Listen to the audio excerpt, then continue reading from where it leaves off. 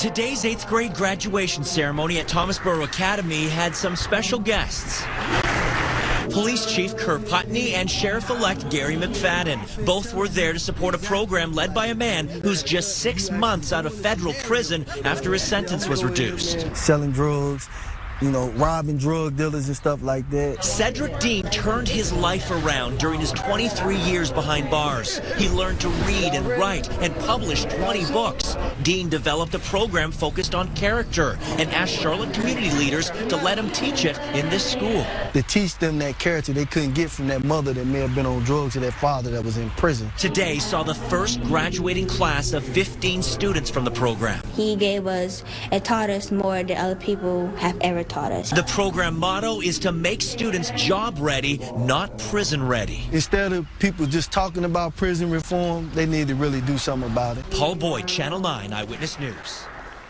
The thing that made us stronger was the fact that we had technology, that we had the phones, that we had the emails, and how when you think about our relationship and how strong it was because of that, what impact do you think it had on our connection and you being able to parent me from me being in prison?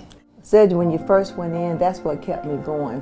The emails, the visits, the phone calls, that's what kept me going. Just knowing you life plus 5, it was very challenging, very hard. And I knew I had my faith in God, and I knew you was coming home one day. No matter what that judge has said, I knew you was coming home. But when you talk about that's what kept me going, to be able to pick up the telephone, it was 17 years straight. You was on the highway flying. And truth be told, you went in debt $8,000 credit card, making a sacrifice just to come see your son. But then when it got to the point to where things started happening with Grandma and George, you couldn't travel the way you used to travel. Right. And the thing that really hurts me is that we didn't have what some prisons have with tablets. And how did it make you feel not being able to see my face?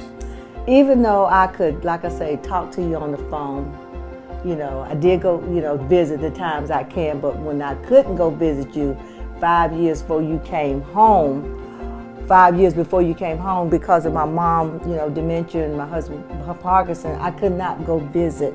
And that was very, very hard because I could not see your face. It was very hard. So you had the chance to really say something directly to a prison administrator, a warden, a regional director, somebody that is a decision maker. What would you say to them to get them to understand the value of technology and being able to have a tablet or a phone? I would say to the warden, to whoever, the staff member, counselor, whoever, please, it's so important. I would love to see my nephew, and which he's like a son to me too. I would love to see him face to face. I cannot travel now.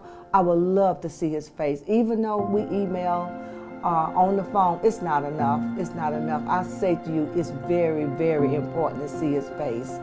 I guess the proudest thing for me was when I got out.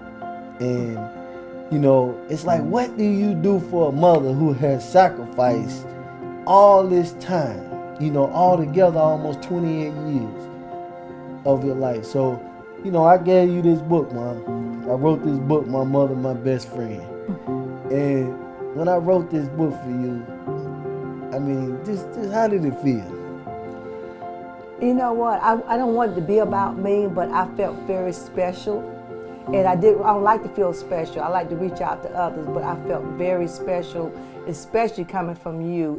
I felt so proud, so proud. Well, I felt proud because, when I gave you this award right here, oh, yes, the unconditional award. Now, I done raised the bar for any person who gets out of prison.